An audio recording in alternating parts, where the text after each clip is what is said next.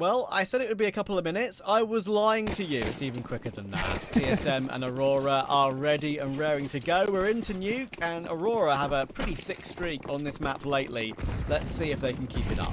Oh, it's a very fast play over towards A ramp, and Xiphon is out of there. He takes contact and calls for his teammate to rotate and at least cut off that hell attempt from Aurora, but they're just completely gunning it towards his lower sight.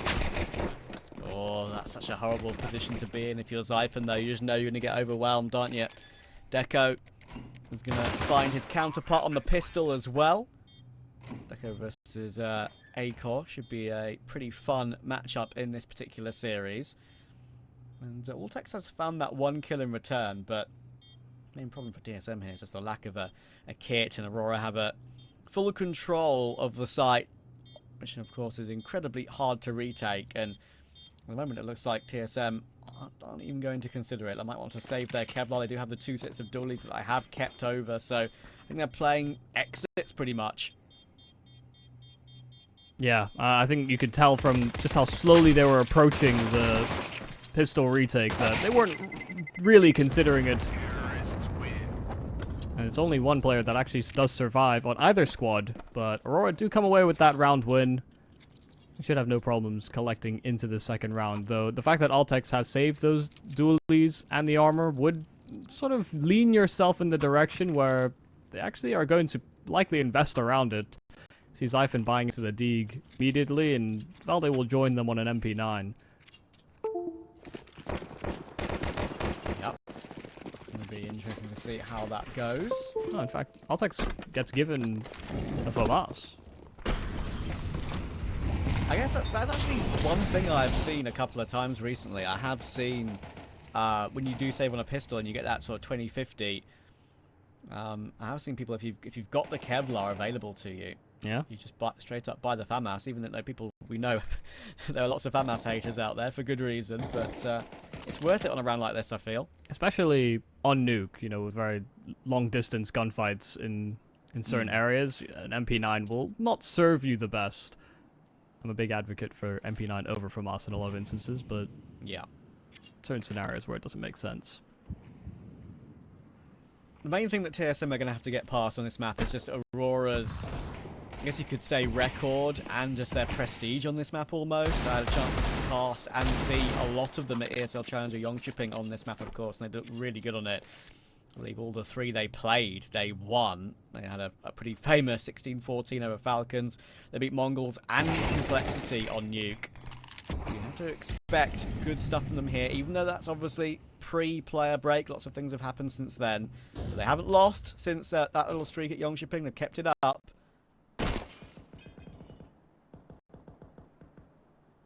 TSM trying to get as much as they can out of this round. Nico uncleared, so Norway does hit the deck. They did lose Valde a little earlier to that engagement, and Nico will get traded outside. They've only got 15 seconds, though, to actually breach into this bomb site, so they're not leaving themselves with a lot of leeway, and they're running right into this Alltex FAMAS, as well as this high setup where Acor can just completely deny the plant, can deny the cross even, and so much damage done. Xiphon even full committing out for the swing.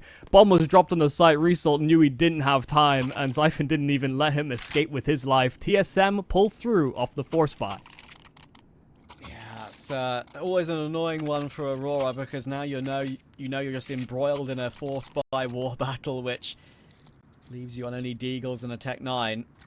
Obviously going for an extra Tech 9 over a Deagle, and I think these days, especially if you're going to go for a set play with the pistols, which, as you can see, you might kind of want to when you only have a few smokes and nades go together somewhere.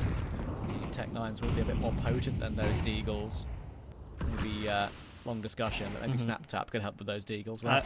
I do always find it curious, though, when you're on rounds like this, where you're going to be segmented by smokes, Molotovs.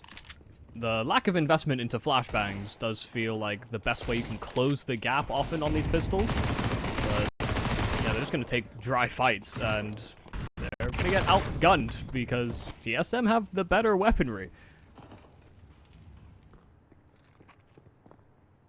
Yeah, you'd think it would end this way. And it can be difficult. We'll have to see how it goes, but sort of thing that can really hurt the T side long term. You lose the 4-spy war straight away, especially on Nuke. I would say every kind of map is feeling a bit T-sided these days, but might hurt a bit more on Nuke than it does elsewhere. And that's a very nice clean-up from TSM. They survived with all 5 players alive, 2 for Acor, 2 for Xiphon, and 1 for the MP9 of Altex, and their reward is to get more of those pistols in their back pocket in the following round. Yeah, see if these SMGs can lap up a few kills. You imagine even with TSM being on these SMGs, they also wouldn't want to bring them forward after the Force Fire Wars have concluded. You know, losing Valde, losing Altex, and having to recommit into rifles actually wouldn't be the worst thing in the world. It's a lovely little setup. An HE just to stop a rush play. And 2 kills on that MP9, even having a tech engaged. But actually, he did dive down these vents and managed to secure a plant, so mission accomplished, really. Aurora came in with nothing and somehow have gotten a bomb plant out of it. Norvi in the most unwinnable 1 versus 5 in human history.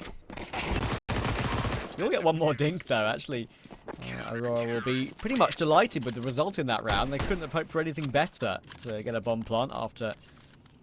they kind of lost everyone toward A. That was the ultimate goal of the round, and they, even though it was very unlikely, they found a way to complete it. Now we have the gun round to come in. It is against the bonus still, of course, for TSM. They're going to have the 2 MP9s still in play, and we've not yet seen Acor on that AWP, of course, and that's going to change things certainly for that TSM CT side. But first, if they try and break the windows in the roof, they accidentally dink a teammate, which can actually happen quite often. Yeah, and can actually have its repercussions as well. MP9s or M4s, one thing could do it, but you need to actually hit those shots first. Kenzie and Lackey go out swinging towards outside and catch the aggression. Valde clamoring one back, but Nori's there to trade, so still into a 2-man advantage here for Aurora. They have outside presence already shown, and they can reset from here.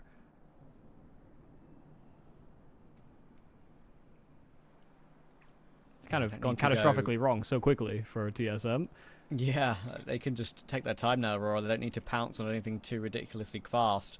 Just, they know TSM might have to go searching for something, get some information to have a chance back in this round, because it's worth risking it, especially on a round like this when you've still got a lot of economy left over, of course. Oh, that is far from optimal. You know, once things slow down and there's a lack of information or presence shown by your opponent, for Altex he was still in an MP9, and so hanging around if there had been a bomb plant on B, for example, he was in a great position to swoop up one of those rifles and maybe move to save with Xiphon, but hanging on to that MP9 didn't feel like the most valuable asset, so yeah, that's why he hung around. And he could still invest and have a weapon into the following. So Aurora, second round, nicely done. Just a quick-paced outside take that catches TSM's forward play a little off guard. If there was a like a nuke super team I could make of tier 2 to tier 1.5 players, I think I'd pick Kenzie as my outside player, because I think, if I'm not mistaken, he plays it on T and CT. And you very rarely see a bad game from him, I feel like, playing that role. He's always there or thereabouts, always being a nuisance, and sure, everyone has their off games, but I feel like that's a very reliable position and a very reliable spot to have him in. And I've seen many a great performance from him doing exactly that, taking initiative on both sides of the map, outside on Nuke.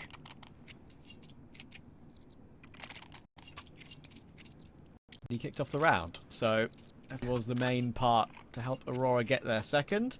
And they don't let TSM get away, of course, as we mentioned. The economy is still in a good spot because of that little streak after the Force Spy win. It takes a while to build back into a game, but Aurora have not allowed that. Yeah, quick smokes towards outside, and there's one as well to allow a dive down those vents, but Aurora not deciding to move with those limits as of yet. Kenzie still hanging around at that red container. Nico will traverse those vents himself, but they're actually pressuring over towards ramp, and Xiphon, first kill's easy enough that the spray doesn't connect on another, so Deco gets away with his. But Acor hung around outside, and Kenzie, while he may have served as an opener in a previous round, unable to contribute. Nico already down towards this lower site, having to deal with 3 coming his direction, and Nori overpowers. Back to 3-on-3. Acor's been spotted out. Little jiggle peek toward the double doors down the stairs, which is nice. And Ultex knows his angles, which does a little bit more damage to Deco than maybe I thought from that position. Lots of nades coming in. The door is now completely broken off. Flash in as well, but Ultex is still here. And they'll get 2 quick kills back. Resort can't complete his kill on Valda. And that is a lot more a clean and successful retake than I thought it would be. Yeah, no, I wasn't expecting that either. First off, Ultex hitting the spam, you could see that it added some extra pressure. Aurora wanted to get rid of the decon possibilities with that flash play, but they also realized that they swung out into the bomb site itself very heavily after initial contact with TSM on that retake attempt, and they kind of had very little real estate to maintain. You know, outside of control, they actually had very limited presence, or they couldn't make use of the multitude of angles on that B bomb site very effectively. So it's a cute idea, but yeah, Ultex seemed very dialed in. He already started this game quite hot. He's currently 8-2. Valde in 1-for-1 exchange at the start of this round, challenging over towards door. Aurora will be happy enough to take that. Came in with an SMG, and now everyone's back on rifles. Nico is hearing quite a lot here. Just the shuffling around outside. Of course, Deco is scouting around on Silo right now. As I said earlier, Deco versus Acor should be quite fun in this game. Zyphon had a bit more of an advanced angle toward ramp for a second when he was using that smoke of his, but falling back toward back box now, playing an off angle that maybe won't get entirely pre-aimed, so could net him a 1-for-1. And now Acor and Nico might have to rotate into that A bomb site pretty quickly, because Ultex is here. He sees the bits of utility coming his way. We've got 3 players prepared going toward door, and I think 1 through hut. I'm kind of taking this one pretty staggered, and it did look like it was going to be event plan. That's exactly what it's going to be. 3 players get down. You're going to leave 1 lurking, of course. Acor has to peek for it, but he's going to get caught by Norby. He didn't realise there was 1 player already on the left-hand side of the site. Oh, that's actually a decent spray from Zyphon. Deco will get 1 kill on his lurk, though. That is the important one against Ultex. That gives Aurora a 1-man advantage. They can make a lot of noise in the vents, though. Oh, what a duel to win. If Nico took that one, then perhaps there was a world. But Kenzie gets Zyphon, and Aurora closed the gap to 1 again. That does feel like sometimes just how Deco games go, where you know, he's very loud about his approach. You might know that he's coming, but actually out-dueling him or getting him off that AWB can sometimes be very difficult, very challenging. That was a really well-done attempt down those vents. I feel like TSM shut off a multitude of avenues. They blocked outside, they stopped the vent dive initially, they blocked ramp as well, and, you know, that was almost like plan D for Aurora to dive those vents, and it was the perfect decision. Yeah, it was a really good call.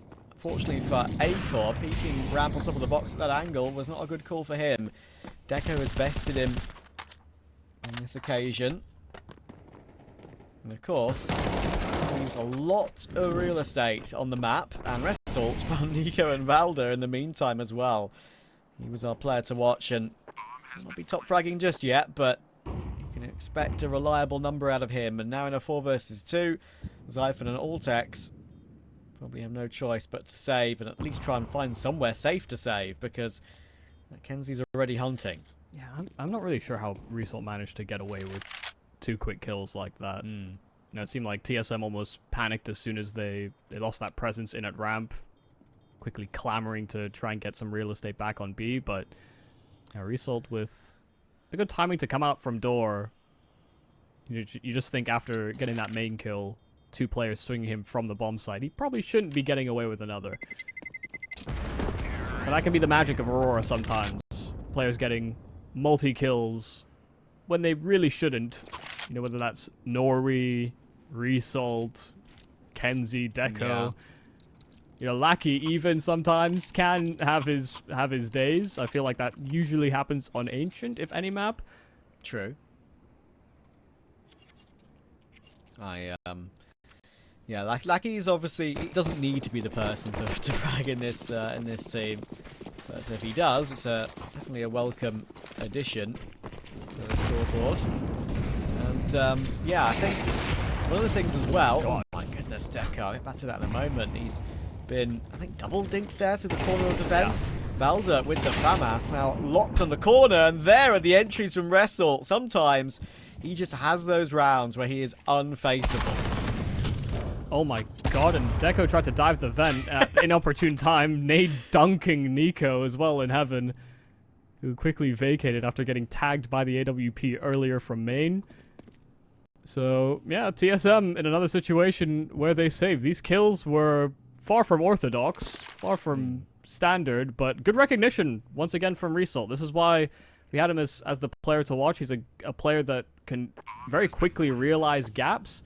You know, after Nico got tagged by that AWP, he reset, causes this gap from main, and Result just comes out swinging door, and they are ill-prepared on the bomb site itself.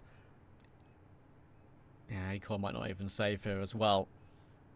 Yeah, of course, Result came from fours, of course, originally, and there we go, Acor will go down. But I think it was probably during a Pro League. I think I'm absolutely certain it actually was during a Pro League. When Jerry did that interview, he was like, I think Result's like one of the most cracked aimers I've ever played with, which was definitely a statement at the time. Mm-hmm. Even though he did back it up, I think, in the game after when that interview was done. But considering all the names that Jerry's played with over the years, people were kind of maybe surprised at that. But he's definitely proved it ever since, and it's been a fantastic addition for this Aurora team. He's kind of been that extra fragger that can basically pick up slack if there is slack to pick up, and often he can be the man to just do it straight up all by himself, as he did in that round. Yeah, I think the problem with Aurora is that, what, 3 of them actually came from 4s, didn't they? You know, that's Kenzie originally, Norway, yeah, way back. Result, yeah. All at differing times. There was a big shuffle at one point or another, and, well, some players stuck together. Kenzie continuing to do some damage outside. They are up against a half investment, even with that carried over M4, but everyone else on pistols or what little they could manage.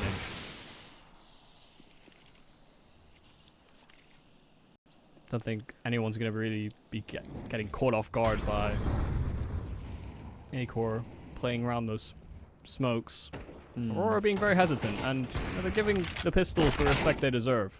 Well, not the M4, though. Yeah, Zypher need the entries, and Wrestle, we know he's been looking clean with it, and there are the 2, but the USP of Alltex was always going to catch him, so it is a 2v2, and of course Alltex gets that AK nabbed in his hands. Lackey and Kenzie looking like they're just going to go for a walk outside, maybe thinking what is the safest position to be in now as a T. In this situation, when it's around, you shouldn't be losing. Because they've got 2 HEs, they've got 2 flashes as well, but they've got no smokes or molly to block off any of these particular lanes. So they're just going to choose to stick together. Valda was waiting, as you can see, on the lower side, and now it'll be heard by Alltex that it is toward A. Alltex might give it a look, and he will give it a look, and Kenzie will go down. You mentioned Lackey doesn't necessarily need to be the player to frag on this team, but he's going to have to do it now. And he needs his 1 versus 2, but he's whiffed that one, that's for sure. I feel like at one point during that duel, he probably thought he got the kill, but then realised he didn't, pulled out the HE, and gets caught, and TSM will stay in touch. Yeah, I mean, that's fantastic positioning from Alltex as well. I mean, you know, getting the trade kill with the USP at first and getting the AK, that's simple enough. That's little to do with his positioning. That's them falling into a trap, so to speak. You know, Result already did the damage on that A-bomb site. But then him positioning in at door, you know, a position that can be a little challenging to clear when there's also Tetris and the CT vent. You know, he gives himself a number of different sort of advantageous duels. And then actually sliding out from door as the plant is coming out on that A-bomb site, where as little of his body is exposed as is possible peeking back into that A-bomb site. He didn't have armor, so aim punch was definitely a factor he considered. And played it very well. Deco very fast to challenge towards the red container, this time with the AWP. There are no cross smokes down, even if Aurora wanted to threaten the idea of secret control. TSM already have a player starting on that lower side, and that's Nico, ready to peer up towards red at a moment's notice. Yes, very nice for TSM to win that round. Of course, it gives them a buy in arrears, pretty much, with especially with Altex and Acor's cash now. And Acor will stop Kenzie from getting anything done outside on this occasion. So it's down to Zyphon on ramp. He's been one of the main men for this TSM team. I'll get into a bit more of that in a moment. See if Aurora have a path back in first, because Acor, with his flash, is going to get They're going to try and leap their way through it, and the double pump toward ramp, the double push, weird sort of timing, doesn't work out for Lackey at all. Acor will catch Resort as well, so it's all down to Norvi, and he's not really set up to do anything with 35 seconds left in this round. So yeah, I think with Zyphon as well, he is like I believe top-rated player for this team recently. He's always been very, very talented, always been very snappy, always been putting up great numbers pretty much in most teams he's been on. And he was on the EU mix team, of course, for TSM for a little while. He was bouncing around the stand-ins on a couple of rosters as well. Norrie will try desperately to save the AWP. He's got 12 seconds to do so. I think this is going to be a pretty impossible, considering he's getting flanked from behind. 7 seconds, fighting his way out, battling his way out, and then Nade will only take him down to 18.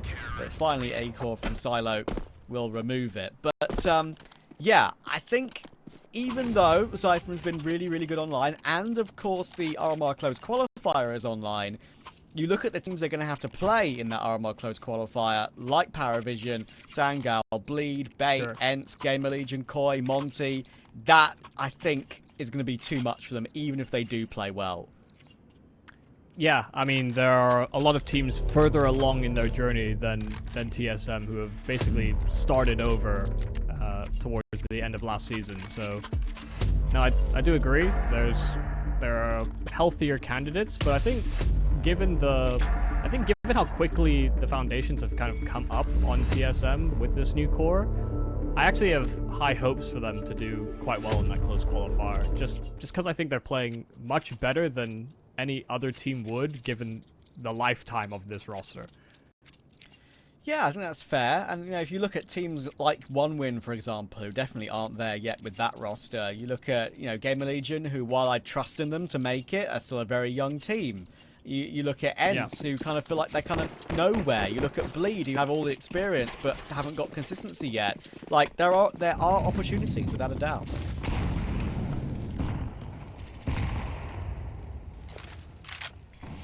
Well, not exactly a premium buy from Aurora, but last round of the half, they're trying to make it work. And Zyphon, when put under pressure at ramp, just gunning them down. Flash did not do what they wanted it to. Even caught that third player coming out from ramp, made Zyphon's job that much easier. It is a simple spray, and he runs away afterwards, not even guaranteeing any sort of trade back for Aurora. That was brilliant from Zyphon. Held down mouse one, well controlled. Locking Aurora away. Acor will manage to deal with Kenzie as well. It's only Deco left alone with a rifle toward ramp. He may have the bomb on his back, but it would have to be a clean 1v5. Everyone near us makes no difference, full health. Acor's looking for it. Go down to 21 now. Of course, as soon as they've realised where Deco is, they've completely enclosed him. 1 toward Trophy, 2 down toward Glass on B. And of course, he knows that Acor was just toward hell as well. That's trying to isolate all these. I've seen one very good Deco 1v5 attempt recently. There's no way you expect a second player in toward the Glass, and I've no idea where he was hopping off to. But we're going to go to a break and see you in a minute.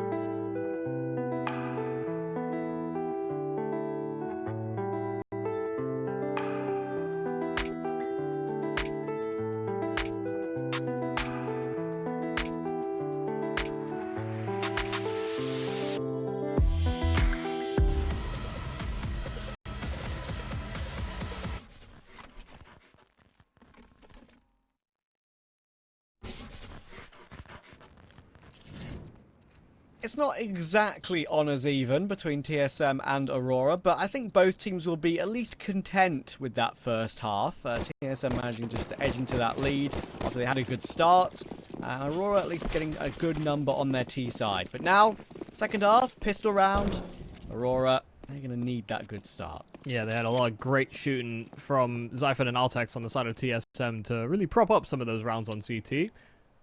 So, interested to see how the fragging maybe changes coming into this T side. They have already gotten Acor on the cross, but problem is Bomb will have troubles linking up with him on that lower side unless they decide to attack towards main, which would make it so that, you know, Acor can always climb up those vents, but it's not exactly a favorable fight. Norville actually uses HE there. In case it could have chunked someone a little bit more than it did. But Nico's going to maybe try and make his way through. The problem is, of course, Kenzie's very aware of that. Nico's selling a lot of information here that perhaps there is more players positioned toward hell than there actually are. And look at where Aurora are positioned. It's been kind of hard red here, I think, TSM, sadly, but they still have to hit the shots. Do Aurora, and Nico is dealt with Nori too. Deco's going to try and get baited in. He does get his one. There's Kenzie and Deco. Oh, it's very awkward having to shoot shins. And now he's very stuck, but he's got Kenzie's support, and he dances around, continues to go back and forth, and Acor didn't know where to look. Aurora read that pistol very well. Yeah, that looks... I mean, that's very anti-strat. You know, just from the way that Aurora reacted, given the amount of pressure they're receiving towards Hell, and, you know, the prospect of a player crossing towards the secret side.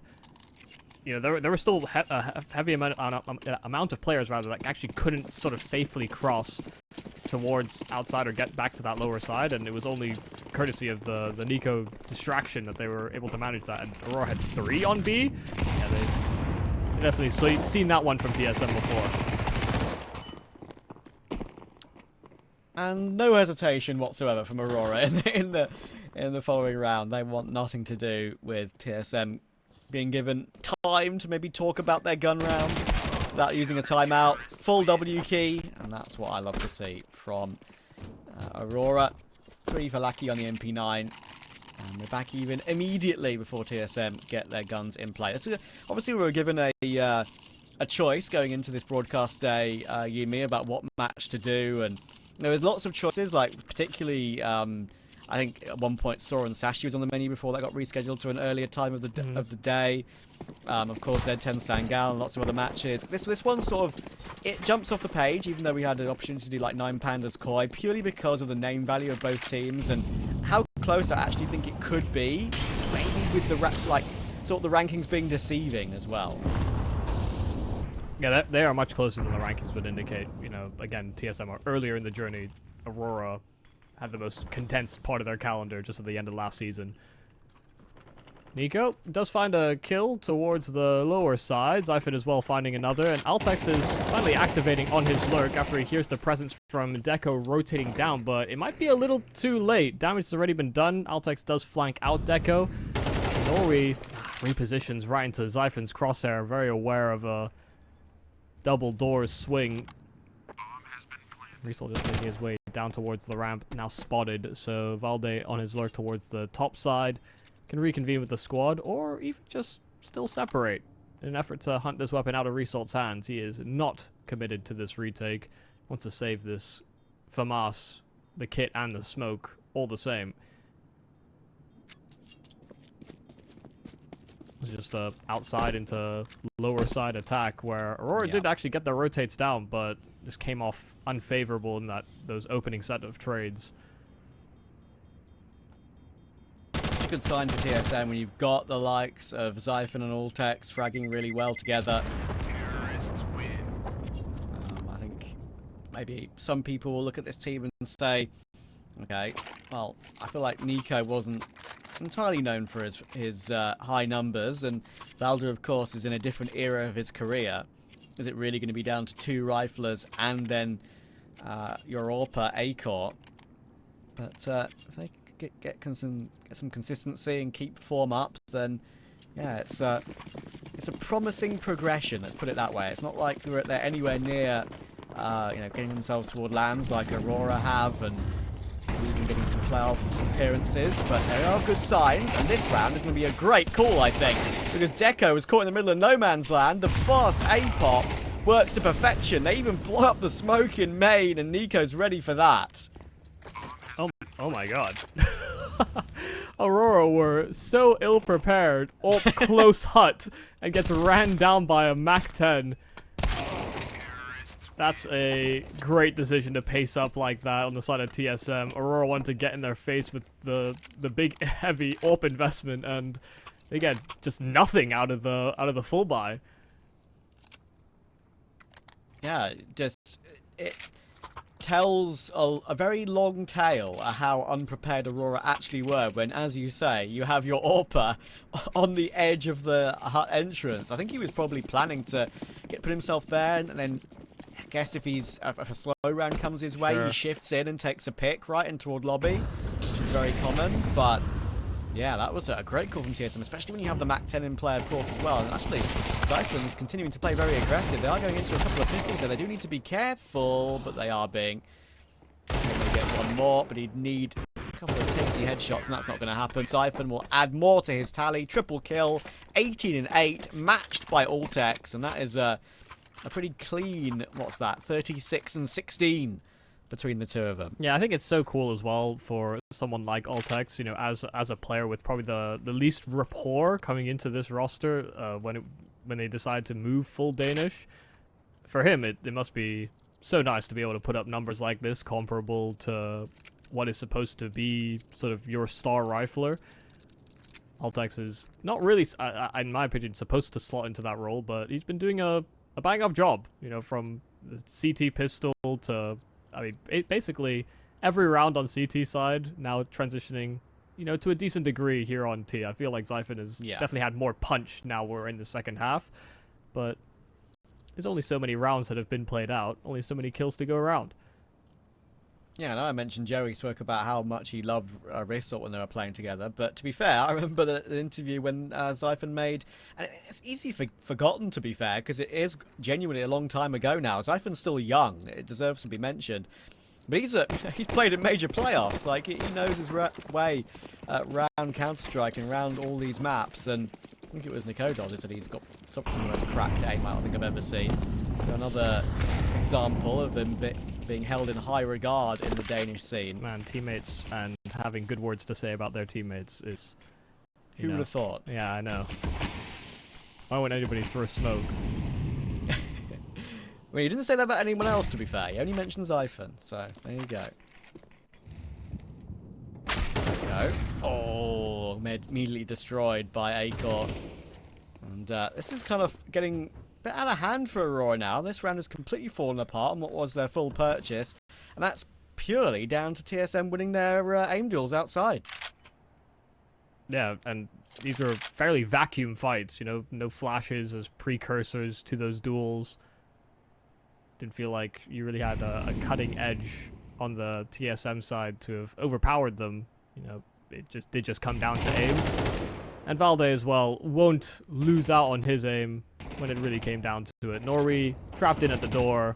A 5-on-1 that he did bring down to 3, but I mean, TSM are approaching the finish line, and it was all just a formality finding that final kill. Aurora on these gun rounds have honestly not put up much of a fight whatsoever. We think about the fast A play with the AWP getting overwhelmed, and now these two fast entries towards outside.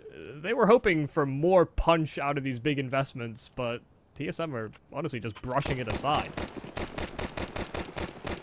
Yeah, very impressive. And I think it's fair to say as well for the likes of Ultex, like you were talking about. I mean, I think it's easy for a player, especially after you've been dropped by an organisation like Astralis. It's very easy to kind of be out in the cold and in the wilderness for a while. But to be fair, I think after that little bit of a break, I think TSM and, you know, helping out with Ultex, and obviously you've got Buzz, I think, is going to be standing in for OG, I believe, on trial. Like, these names that were kind of discarded when Astralis were in an absolute mess, of course. It's nice to see them showing up and showing what worth they can have to these other rosters around the scene. But hang on a moment, because this round could get out of hand here. Yeah, they may not have been doing too great on the full buys, but here on the pistols, already finding some success, getting their hands on some rifles. And now Acor trying his best to stave off the approach, but yeah, it's a little awkward with those dualies. Result does deal with them in the end. And Altex trying to guard the plant as much as possible. Damage is good. Molotov will keep Lackey back. It's really predominantly here on Valde to create more of a gap between this TSM squad in the after plant and to stop them getting force bought.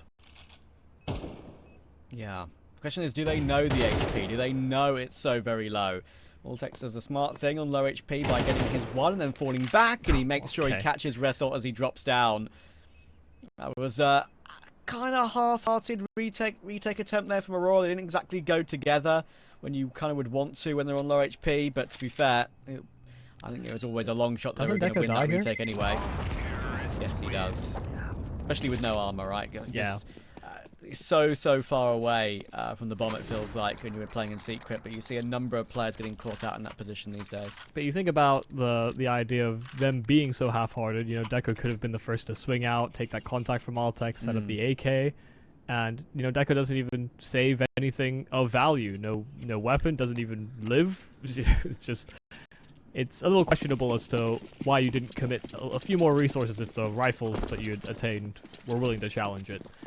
Especially now that TSM are knocking on, well, the map's door. They're already at 12. Just need one more to close things out. And Aurora have passed the pistol. Not really served up too much.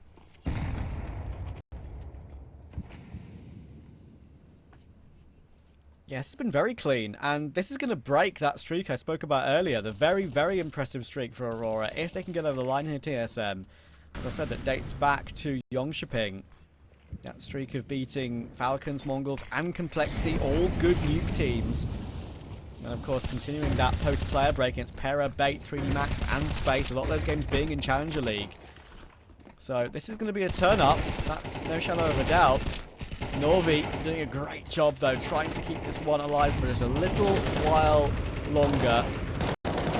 Being cheeky with it as well. Perhaps a little bit too much, because Kenzie and Norvi are walking wounded. If Acor hard clears Lackey here, oh, imagine if that no-scope hit. Yeah. There was a path back into the round, but not this time. So very close, but still Deco missing out on his shot. Valde just crab walking outside, catches him. And while the bomb is outside of Valde's possession, this, you know, his motives have changed. Whether or not it's just about doing damage to this Aurora CT side economy, we're just making them a little bit more nervous. Valde's going to try and bleed this stone as dry as possible.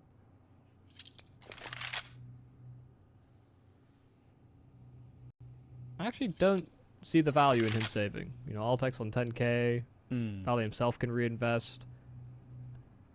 This may be another situation where actually may not be communicated properly how low some of these players are. But Valde did not fancy his chances and so simply saved. So a great lockdown from Norway. Just everybody that tried to swing out from hut just got decimated individually. And Norway had very little support to back him up on those duels. It wasn't like they were getting shot from multiple angles. It was just Norway as the lockdown. Yeah, and that's not something we'd seen a whole lot of on Aurora's CT side. That is their, of course, first proper gun round after they won the pistol to make it 7-all. To see a lot more of that then to get back into this game. It's only 4. Not 12. These comebacks do creep up on you a little bit quicker than perhaps you do expect and realise sometimes. Especially on CT Nuke, streaks can be put together, but TSM have this buy, and I think they'd have one more after that, and Kenzie did not seem ready for that smoke being blown open on that timing. Couldn't adjust his crosshair in the right moment, even though it looked like he was giving it a good stare. So, advantage for TSM and full control outside. Yeah, I felt like Kenzie almost fell asleep a little bit on that fight. Very meta duel that was engaged outside. Life in another, and Altex, that is beautiful. 2 players inside a hut, and Altex does not care one bit. 23-9 is looking like how he might close out this map. 1 on 5 for Deco to keep them in Nuke. It's I mean, it's current calls. Yeah, this one ain't happening. And what I can tell you is happening is Zyphon and Altex. What a performance between the two of them on this map. Yeah, Love hot to damn. see that from them. And even that spray transfer from Altex there is pretty incredible, considering, of course, he's got not much to aim at on the second player, who's in the little cubby toward Hut. And Deco, he's going to finally go down, but was kind of playing for KD at the end there. Yeah. I'm a little bit disappointed that he wasn't a bit more aggressive, but sometimes that's the way it can go. Who knows what's going on in the communications, of course, in the team. But TSM, they got off to a wonderful start, and of course, Yumi, that breaks the 7-win streak that dates back quite a long time for Aurora on this map. So great performance. Yeah, from the end of last season to the start of this season, yeah, I was maybe a little surprised for it to have gone so well for TSM, but I think this is also kind of more insecurity as well if those guys are just opening up every opportunity. Yeah, absolutely. And for Aurora, you know, if you look at their previous results, they've only won Inferno once recently. That was 2 or 3 weeks ago. In Challenge League, actually, against Bait. Yeah, Bait is a good win to take, don't get me wrong. I really do like that Bait roster quite a lot. But if you look at TSM, post-player break, Aurora have only played the map twice.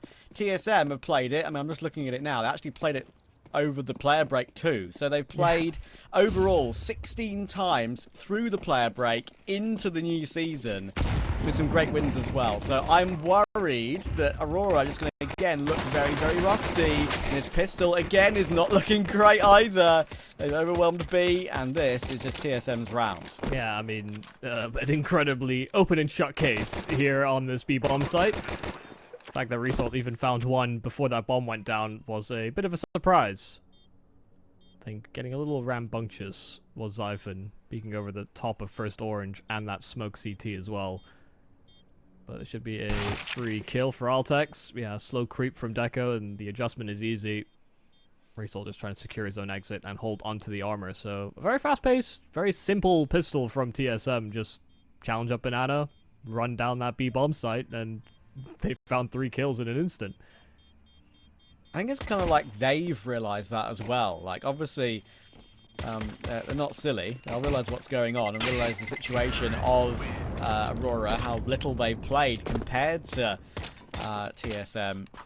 And I think, you know, maybe forcing them to look good individually, forcing them to be on the front foot and be ready is a good plan for TSM. We saw that one particular round, of course, on Nuke, where Aurora just weren't ready for the fast A play whatsoever. So it does feel like TSM have kind of been one step ahead in the whole series so far. Yeah, I mean, if you just look at the win rates and what was there for Aurora, this, I mean, it looks like a punish pick for TSM, really. Yeah. I wouldn't disagree. I mean, sure, we're not, like, saying TSM are going to be completely unbeatable. They've lost to, you know, decent teams at sort of the level they're at. They've lost 13-5 to Johnny Speeds the other day. They lost to Medisport in that Blast Showdown qualifier. But yeah, I think overall consistency and just playing a lot more is helping TSM look a lot better in this series thus far. Ah, see? Even that little setup, which could easily work out for a 1-for-1 each, gets 0. Yeah, it didn't feel like they really made use of the high-low as much as they possibly could. I think one of the advantages that particular double angle hold can bring you is that if that first player is crouching and the other one is standing up on top of the sandbag, then the adjustment between the two is actually incredibly ridiculous. It's unrealistic for one player to make that adjustment and get both, but Nico got the first without the sandbags player even really reacting, so it's yeah, it certainly could have gone better. I thought even just the fact that they had 3 SMGs ready to jump around that half wall, the setup was probably going to fail, but yeah, also expecting Nico to just get away with both.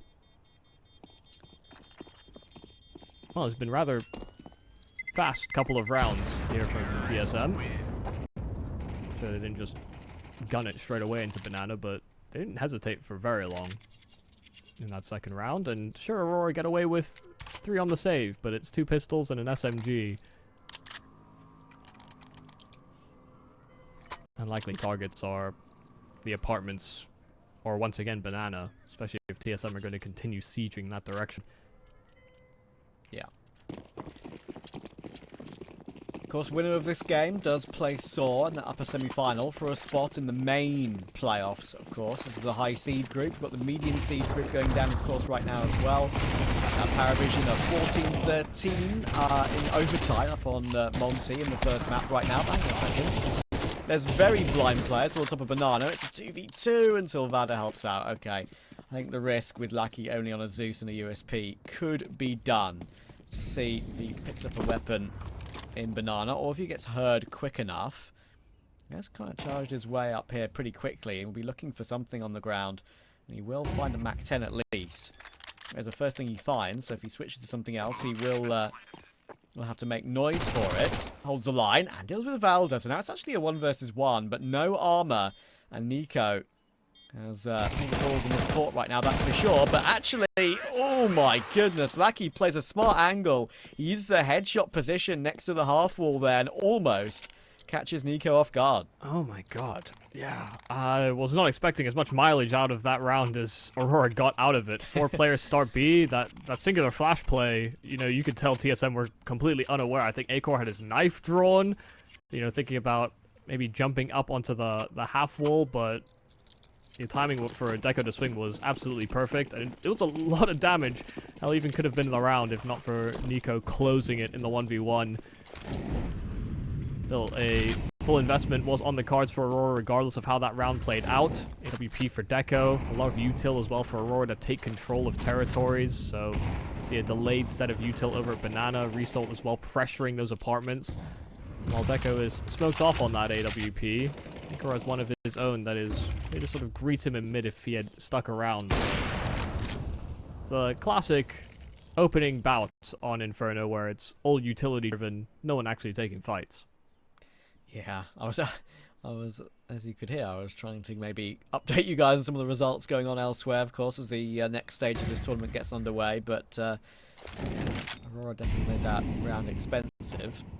I'll continue to look at a bit more of those and speak about them a little bit later on when rounds aren't live. And Acor, Norby goes for a bit of a peek there, and that can be very awkward on Inferno. You lose a frag for free pretty much there against Acor's AWP, and now Aurora are going to have to split up, and it looks like at the moment they are guessing wrong. They're gravitating away from the A site. We thought it was going to be here, but he's going to need 2 kills, and he's been naded into the open. There's no way you're going to get more than that, and Aurora gamble stacked B, hoping TSM would go there. And of course, as they haven't, that was the save to come through. Yeah, regardless of what was going to happen, they didn't feel comfortable with the amount of util they had to even stall once they knew where TSM were targeting, so don't hate the decision to move into a save, but you know, they had full belts on 4 players at the opening sort of 120 mark. You know, they didn't blow their Molotovs and HEs at the very start of the round. They delayed it. Yeah. And even then, when it came down to that minute mark, it felt like they only had these 4 nades that currently sit on Kenzie and Lackey that remain. So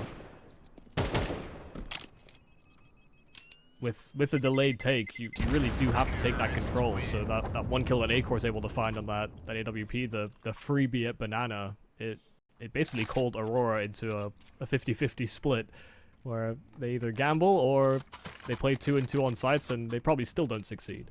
Yeah, true. On the D stream right now, of course, the B stream for this tournament, Sangala are map up on Zero Tenacity. They're currently in map 2. Zero Tenacity playing their 102nd Anubis of 2024. Of course. That is not a misspoke number, I can assure you. 3D Max are a map up on Amiga as well, and that medium seed group I mentioned, Paravision, Monty in overtime. Rush B have taken map 1 over Arcred. 9 Pandas have just managed to nab the first map over Koi. And Sinners are a map up over Bait as well. Both 13-11s, those last 2, which shows how competitive this league is at the moment. And Deco tries for something aggressive in this round. Unfortunately, Siphon has his number. Yeah, Deco can so often have these pop-off performances in series, but hasn't really come to the forefront here against TSM.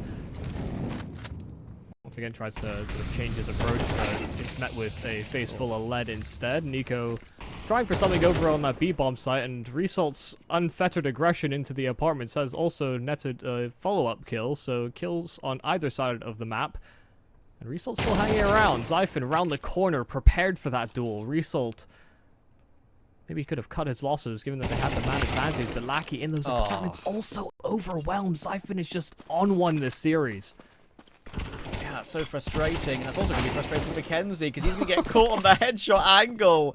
And of course, it means that Xiphon has a bit more of a favourable duel. One bullet in the body anyway would have taken him down, but as he can play that tight line, he can take another headshot. Quad kill for Xiphon, and yeah, he has absolutely taken this series by the scruff of the neck, hasn't he? It's been great to see form like this from him. And Aurora, he got himself into a good position there, but continuing their aggression, not falling back onto the sites once they've finally managed to fight their way back into what was, I believe, a 4v3, is going to punish them. Yeah, I describe, and I love using this comparison a lot, given I just love music, but I just imagine Aurora being just off-tempo in this game. You know, whether it's from each of the individual fights that Xiphon's taking, none of them are without the possibility for Aurora to shoot back. You know, these aren't instant headshots by Xiphon, but Xiphon has caught every player basically on an off timing, and it just speaks to the Aurora sort of internal timing map that they have. You know, when Xiphon gets another kill into the apartments, how quickly can he be at the end of it? You know, Kenzie isn't accounting for that level of play. You know, 2 players just died on A. That player is likely going to take space, but Kenzie's just off rhythm. He's trying to line up with the symphony, and he's hitting at the wrong time. Yeah, kind of crazy. Lucky, you'd think he's going to be going down here pretty much for free as well. He does good damage, to be fair to him. That's probably the most he could possibly have hoped for, considering he was locked into that corner. And it's not even a kill, which kind of shows you how difficult a situation it was. Deco's going to try and reface, but there are more HEs to come. Later HEs, I should say. Chunks him down for more damage. Of course, don't forget they lost the opening kill in that previous round, and then that's when they went for that re-aggression in apartments. It worked out quite well until kind of overcooked slightly, and only a dink was hit on Xiphon, which made things very awkward. If that kill was completed, surely he would have been traded, but obviously it spiraled from there, and now Altex is up close already. Unfortunately this time, Aurora trying a different read, and the bomb is here as well. There's still 55 seconds to go in the round, so TSM can certainly change tact, but right now, Aurora are set up well.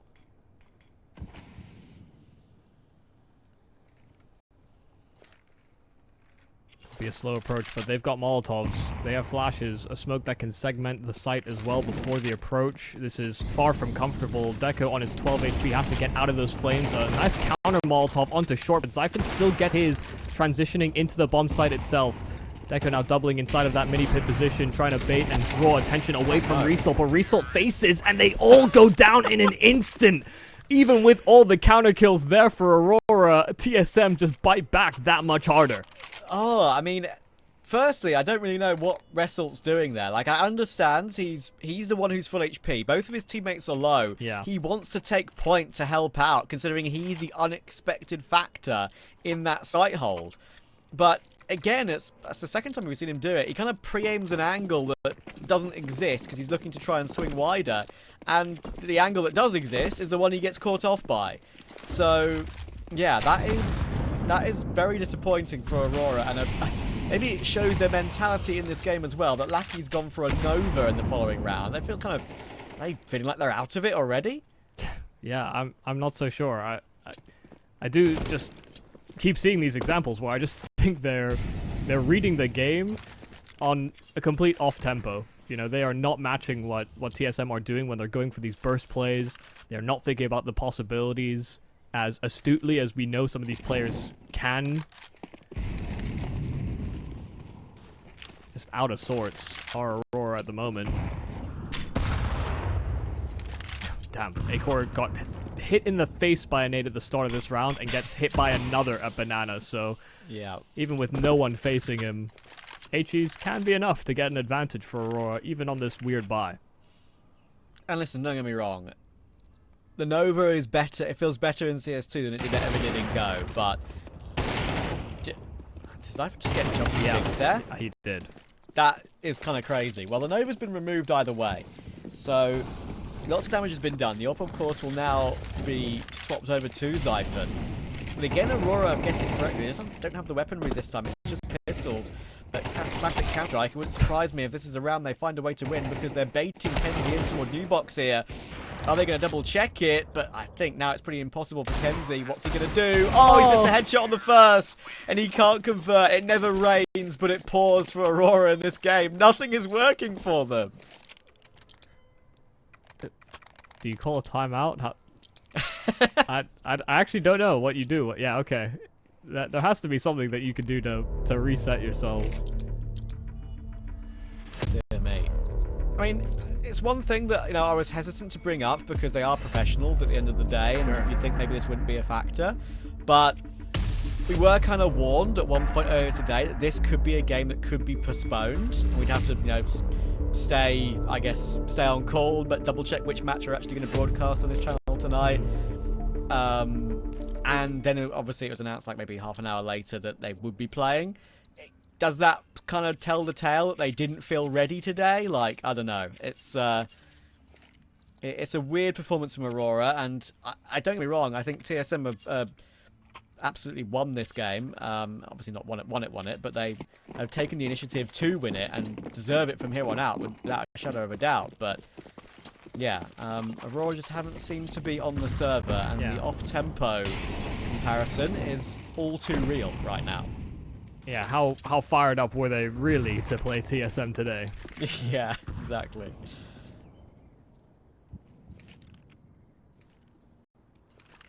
Yeah, it's been a challenging series. But this is a great look for TSM. Again, newer team. The fact they get to close qualifiers at the major will be great. But this is it's not a done deal just yet. Aurora still willing to put up a fight. The nade does enough to mask Acor taking up the angle. Yep. That is so cute, so pretty, and Aurora are locked out of this round again.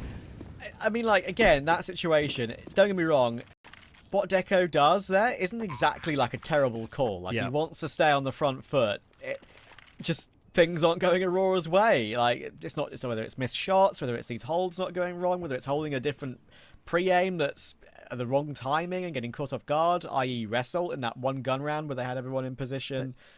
Yeah, the funniest thing is that, you know, that secondary angle that Deco falls back into is actually CT favored. You know, walking into it on as a T is not great, but just the fact that there was that HE that made it basically impossible for Deco to see Acor and pick up the angle against him. So, and it was the smoke of the HE that, like, it couldn't have been worse. Like, we've seen the smoke of the HE blowing up on the ground, like, being just not random as such, but it doesn't necessarily block vision entirely. And it just so happened that on that particular angle, on that particular explosion of the HE, it made it impossible for Deco to see anything. Yeah, so this goes along with what I'm saying about just not being their day.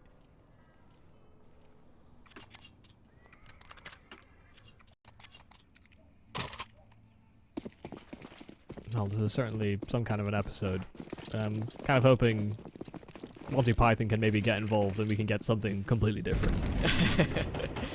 I mean, this is a great look for TSM though, as you say earlier. Like, this is kind of their one path they've got in such a early story of this roster to maybe make Pro League, which is, you know, kind of crazy.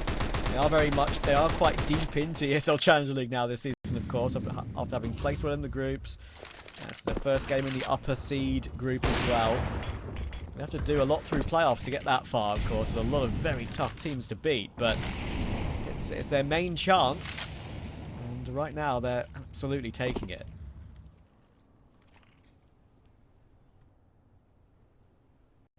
No tricks up the sleeve of Aurora this time. Only that fourth player that makes its way slowly over towards the A site. Nade is good. Softens up the TSM pack before the hit actually takes place. Deco, a lovely opener, and Kenzie able to sweep up a second under the rug Norway as well, crunching out from long, so yeah, none of the attacking side of TSM able to get much space, much damage, much of anything done.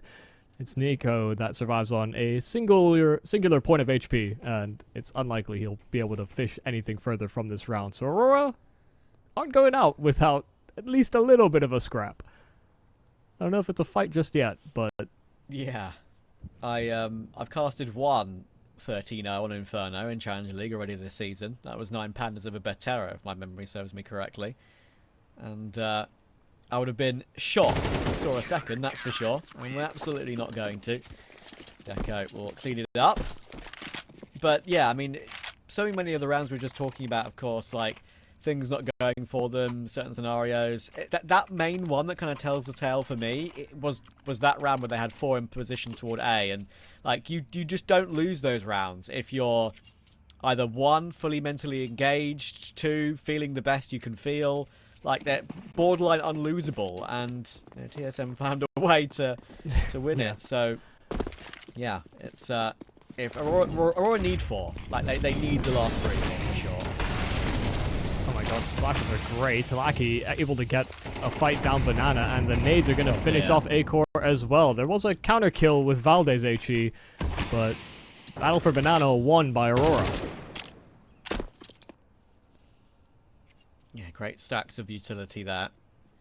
It's definitely a talking point right now that the CT Incendiary isn't great and maybe doesn't do as much damage as it should, and it should be reverted in terms of its in terms of its wideness. But actually, Wrestle didn't know they were up short. Maybe expecting Deco to post an eye on that.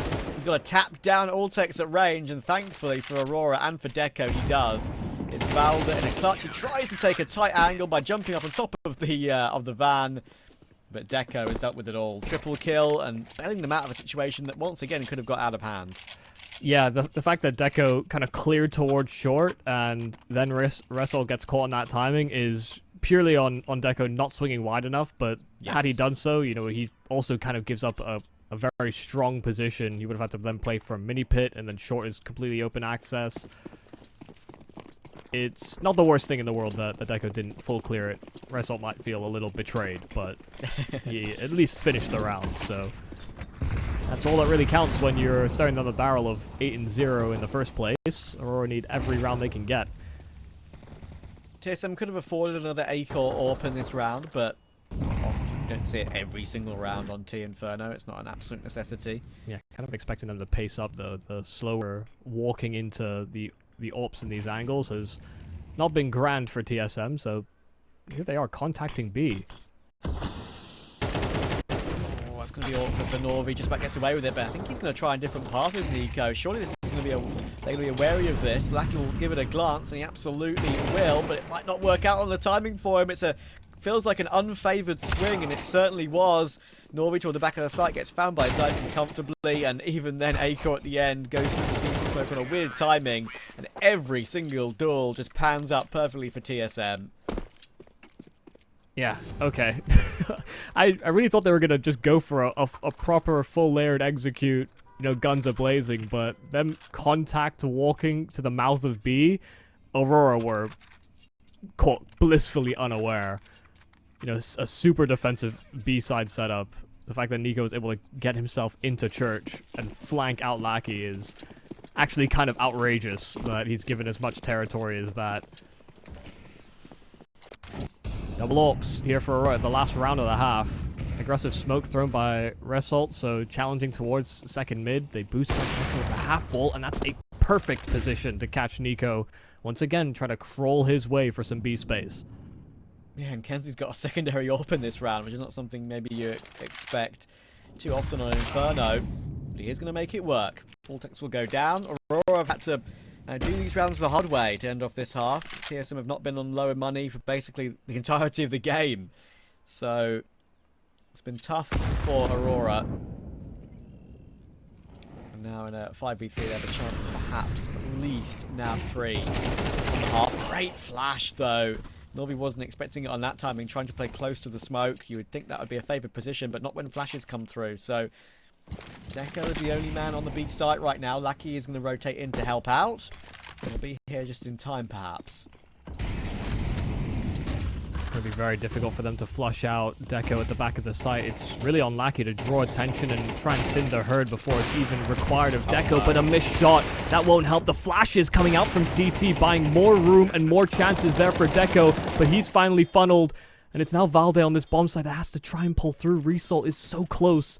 Just waiting for Kenzie to link up with him, but on the other side of the smoke, there's Valde with the quick adjustment. The Tech 9 throw, he tried to pull Kenzie's aim away, but the trade is there, and a clutch for Kenzie brings 3 for Aurora at the half. TSM were in control for most of that T side. We'll see if Aurora can do the same on their half, but we'll see after the break.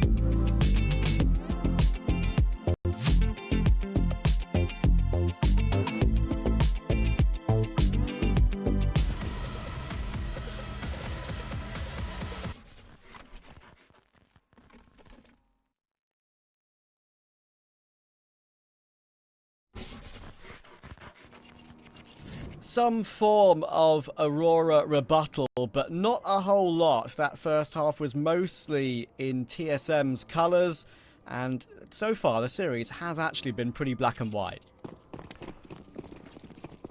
Yeah, don't know how to really pivot this to much of a prospect for Aurora coming back in the series, but they're, I'm sure, thinking up some clever solutions themselves. 3 rounds out of that CT side, it definitely could have been worse the way that things were going.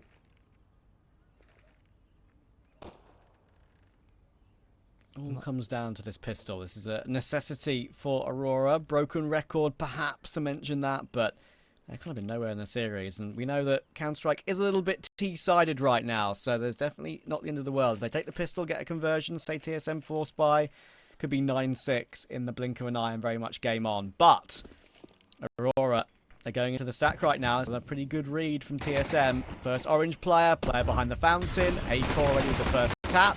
Alltech swings wide, already a 5 versus 3. And look how many players they're going to have to kill to get into the site. Smoked off. is not going to work for them. Unsurprisingly, it has not been a T-sided pistol so far. But Nico, I mean, this is a great spot. And then taking up of the apartments. Could have fallen back into the site as well. They'll have to clear absolutely everything. He just holds onto a great post-plant position. And even then, getting into the bomb site is a challenge enough for Aurora. Even though there was no one to properly contest it, they get gunned down from Library. And Norrie, as much as he hits some nice shots, gets overwhelmed. This is a TSM-sided series. Yeah. What can you do? Yeah, it's tough. I really thought this was going to be a much closer game. I mean, Nuke did offer a little bit of back and forth. There was definitely moments where Aurora could have swung back and maybe taken that map from TSM. But yeah, this Inferno has been just disappointing, I think, really, from the side of Aurora. Even with the added context of I thought TSM would look good on these types of maps, I also thought Aurora would offer more of a fight. Yeah, agreed. And it's also talking about offering more of a fight. Nice shot, Deco. Talking of offering more of a fight, it's like TSM have very clearly reveled in the madness more than Aurora have in this series as well. Some of those rounds where they've gone into like the stack, of course. Sure. Aurora have kind of fumbled the bag. And even in that last round of the half as well, when they knew Deco was still alive toward Pillar, they still had 30 seconds left in the round to try and plant, right? But they take the opportunity to plant in the smoke anyway, which was something that I thought was pretty notable. That's actually the one thing that I wanted to mention to you in the break that we were talking about. Still planting so early in that smoke, and Aurora realised what was going on because they pounced on it while one player was occupied with that plant, of course, knowing there'd be one player trying to fight and save his teammate. But still, it's those sort of mad rounds that Aurora have won very little of, and they at least managed to get that one toward the end of that first half. But it's a long, long way back after losing that pistol. 4v4, more 1-digs. You need to be hit by Deco and Kenzie to give this one a chance.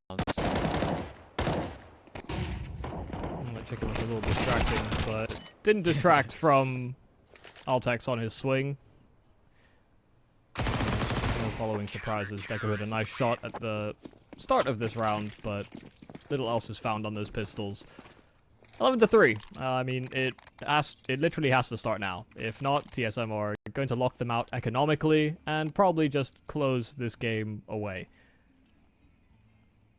And, you know, I do think Aurora have lacked that spark, that fire that some of these players are so notably, I guess, akin to when you think about some of the previous rosters, the roles, the impact these guys can have. You know, Deco may have 13 kills, but some of those were kind of fruitless endeavors in that the rounds didn't follow with the frags that he got. Yeah. They meant nothing, that's what you're saying. I mean, he had a nice 3k in that one, you know, in a round that they did win. Yeah. Bomb site, but that is the only one pretty much, right? So. Yeah, a lot did feel quite empty calories. Nice position there by Zyphon. You don't see that spot actually played a whole lot of. Starting to come a bit more into fashion toward long if you're kind of holding there solo. Can get you at least your 1-for-1 playing that elevated angle. There's a couple of angles like that teams have kind of discovered, and it's become part of the meta. That letterbox top mid comes to mind. Still kind of positions where you are just hoping they crawl into your crosshair. Yeah. Not positions in which you can be too active. But who needs to be? Not when TSM are playing as well as they have been. All the prerogative to play slow, and I mean that's a great little funnel into the spray there from Valde. Molly one side and Spam on the other, just as Norrie tries to retreat. So man advantage, and just under 30 seconds for Aurora to make their move. They start barreling back into this A bomb site, where Zyphon's the sole defender of the site itself. Kenzie's taken so much damage though through that smoke. That nade blowing up that smoke, giving Kenzie more opportunities to try and make his way through, but no longer. And Zyphon is just standing tall, and then Deco has to wander into the corner of the fire. And there's no getting out of those flames. Valda takes that one in the end. And this one is, I'm afraid, petering out. As we spoke about, we thought it would be a lot more of a closer affair. It kind of read that way with Aurora being the higher ranked team, but TSM on the come up with some good runs lately. Aurora playing a lot less lately. And, obviously I don't know exactly what's going on behind the scenes as to how ready they truly were to play today, Aurora, but at the end of the day, like, Pro has to be a massive, massive goal for them, other than probably their main goal, which is the RMR. But I am very surprised that they've come into this one seemingly looking pretty unprepared. Yeah, and even if they are going to be given a spark towards the end of this map, it does feel like it is happening at the end of the map, even with 12 or 9 more rounds potentially to play out on the second half. This might feel a little too late for Aurora to put up much of a fight. All it takes is one minor slip up and the game is done. So some nice kills. They are going to get their hands on a 4th Eve. Oh, wait, no, they might not, because Nico has, from a 1 versus 4, cut off the bomb, and oh my god, 2 fighting in from apps. If Nico had even registered that a second player was there, it's a real fighting chance to bring that to 1-on-1. That could have been a massive blunder for Aurora. I mean, if there was ever a game where that sort of thing could have happened, it would have been this one, Yeah. right? Just how it's been, how it's felt, the fact they're playing lackadaisically in a sense as well. They're this far behind, just trying to hit their headshots and relax to find a way back in, knowing it's almost done. Yeah, I could see that coming through there for Nico, that's for sure. Hold that mouse one a little while longer. If that instant trade didn't come through from very long range as well, it's a hard shot here. Fair play to Aurora. Dink. He goes away. Damage for Valda in this round. But the trade, of course, is going to be very comfortable and instantaneous. So 4v4 with Lackey low as well, off of some utility, and Nico playing behind that smoke. TSM have another chance to get this one done before they could have to eco, and Aurora might get 5, 6, 7 on the board, and that's a good clear. Just a nice, simple check that you can do without investing too much. Spam, man advantage, and Xiphon, sure, he gets 1, but they're doubled up on this B bomb site. They have a crossfire that's built, and even though that smoke comes down, Result, the trades, and the adjustment is fantastic. 3 kills for Result, and a 5th round for Aurora. I think slowly but surely they're building confidence. It just does feel like it's happened at death's door. I feel like they haven't been too miles off in terms of individual level. I've seen a few situations where they've been a bit slow. Sure. In terms of, like, Kenzie had a few slow reactions toward outside on Nuke, and a few banana holds in this game as well by Lackey, for example, where maybe the reaction wasn't as fast when they had it all set up in sandbags, of course. And it's those sort of things as well, which are just not... They all add up to, 1, add frustration. Sure, it's against a full eco. It's not the end of the world for it to happen around like this. But they add frustration, and they sort of add feeling of, well, it's not our day. Yeah.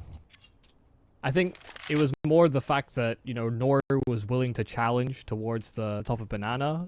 I didn't feel as though Aurora were looking for duels or looking for fights. They were the ones being pushed into more often than not, aside from maybe a few of the opening rounds on CT where we saw Result get aggressive into the apartments. But yeah, if they had a bit of a spark coming into this Inferno, I feel like they lost it somewhere in the middle. So it was nice that they were willing to take that duel, go 1 for 1, and I think those are the types of scenarios that I would actually lean more in favor of Aurora in general. I think they've got better pieces at being aggressive, and I've kind of prefaced, I think TSM, when they're throwing these faster paced, more disruptive plays, they can sometimes get caught wondering what their next sort of plan or their next course of action should be. Nice flick round by Result there. Probably should have been taken down by Nico. That's a good reaction. And Result, to be fair to him, even though Aurora have been kind of owned in this game, he's been the main man that we called out upon that's still fragging pretty well, which is good to see. Deco, of course, has been okay, but Result has won a couple of rounds all by himself. He has gotten 6 kills in 2 rounds, and 3 of these are against USPs. So Yeah, okay, fair enough. But it was a little nice flick round on that sure, one. Shows yeah, his I mean, aim's still there. he's still clean with it. Yeah, don't Yeah. disagree. And yeah, I think for TSM, you mentioned like finding ideas and finding protocols for those sort of situations in rounds and dealing with different speeds and stuff. That's something that's definitely going to come a lot easier with time. Still very early in the story of this team. And Absolutely. I think synergy, it's something that can, even synergy plainly can win you games rather than pure out and out individual ability. So once they get more of that going for them, I think there's some good signs here. Very, very good signs.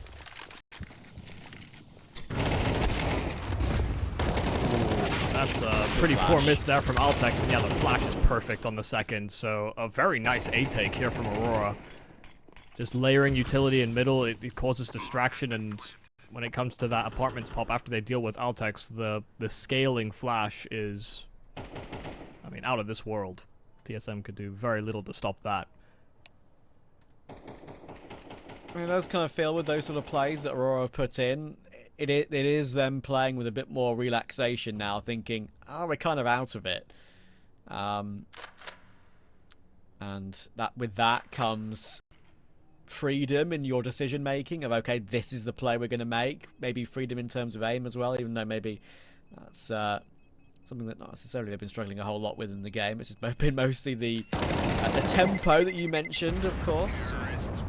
But yeah, I think. Oh, okay. That door is so silent in CS2. I know, right? It has a weird sound cue, like a new sound cue, that door that I've heard a couple of times, and it's very easy to get caught off by it. And good exit frags at least for TSM, but Aurora just 5 away. You never know. I said that on Nuke, but you really never know. Yeah, I just find it so funny that, you know, you think about the doors on other maps that have existed. It's Cache, you know, very loud, sort of Unbreakable. Creak. Yeah, also unbreakable. The door on Overpass is quite silent, but then Yes. you know, you think about Nuke and those doors, they could use some WD-40. I don't know how they're you know, radioactive power plant and all the doors creak. But that door on Inferno, it used to squeak quite a lot, but these new contractors, they know what they're doing. Yeah, I remember like when I obviously played CS:GO and played the old Inferno on CS:GO. I used to be able to hear that door opening from like CT spawn almost, and then people was like, "How on earth could you hear that?" I was like, well, I think that was a bug as well, though. yeah, I mean, fair enough, but like, I'm talking long distance, yeah, half I bug, you. half actually hearing it from a long way away. Sure. I think maybe long cubby, I could hear it as well, like as Yeah, what I'm thinking yeah. of. So, yeah, I mean, what can you do? Sound cues are a big subject of debate, especially in CS2 with water noises happening when they shouldn't on Anubis and all that sort of thing. Yeah, and the clipping that has been fixed but not fixed, and boosts that have been fixed but not fixed. We're working through the creases at the moment. Yeah. Source 2 engine. Please give us an iron valve. Yeah. Oh, okay. Resource. We'll see how he was maybe going to get shot by his teammate. He backed up a little too far. This is not a full investment round here from TSM, but if you're Aurora, you still have to be very careful about how you approach this. Yeah, we've seen them lose crazier ones, that's for sure. And for long term in the round as well, Nico does have a smoke. Altex has a smoke as well, of course, to try and delay the clock as much as possible. But if they do keep one for late round, Valda does have a kit, so if they get into an after plant, maybe a smoke diffuse could make things awkward for Aurora. But that is for the next 50 seconds or so.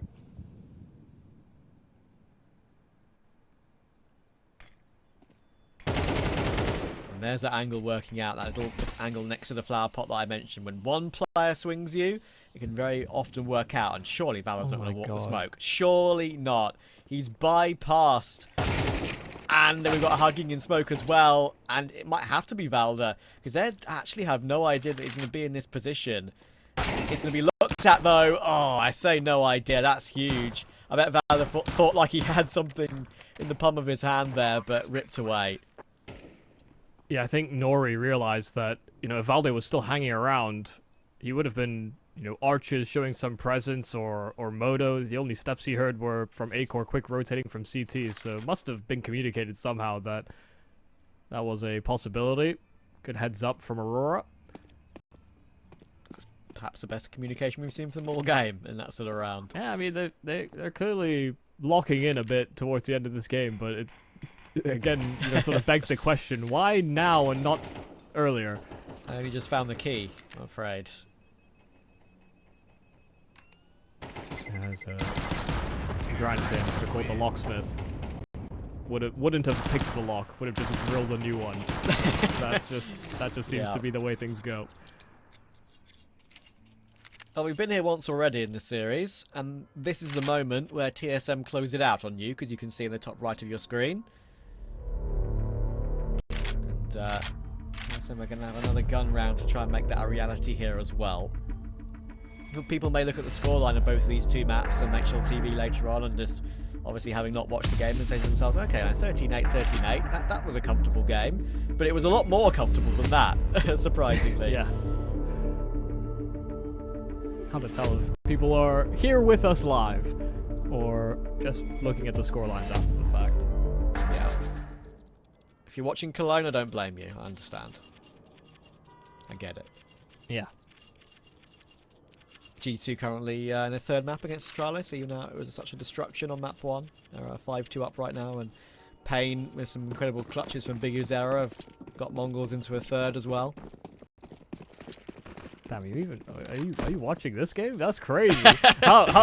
You're almost 2-2 with Cologne right now. So I saw some tweets, Greg. Okay. Yeah, well, to be fair, this game we weren't sure if there was going to be much of a competition coming into the break. 9-3 half for TSM, and now Aurora have drawn it within 4. But here's Acor with that AWP. But Zyphon losing his life over into the Arches, so they're going to perform this wrap onto A, but there's so much damage done to Nori as that front man, and the backstab from Valde just as he rotates into Library. It's looking like we might get a quick repeat. Another 13-8 is drawn right up. It's Deco that's thrown into a 1-on-4. And sure, they had some extra fight, some extra spark, some extra spunk about this Aurora T side. But all it took was one slip-up, one favorable trade for TSM, and now we're in a Deco clutch scenario where, last time they were at 12-8 and Deco was left last alive, he didn't exactly fight too hard to bring himself back into it. But there's a much easier time of it here on T. Bomb in his possession, and they've split 2-2 a pop between the two sites. But he has to work a frag very quickly, and not only just that first, he has to fully clear out the pit, otherwise Altex just closes the round for him.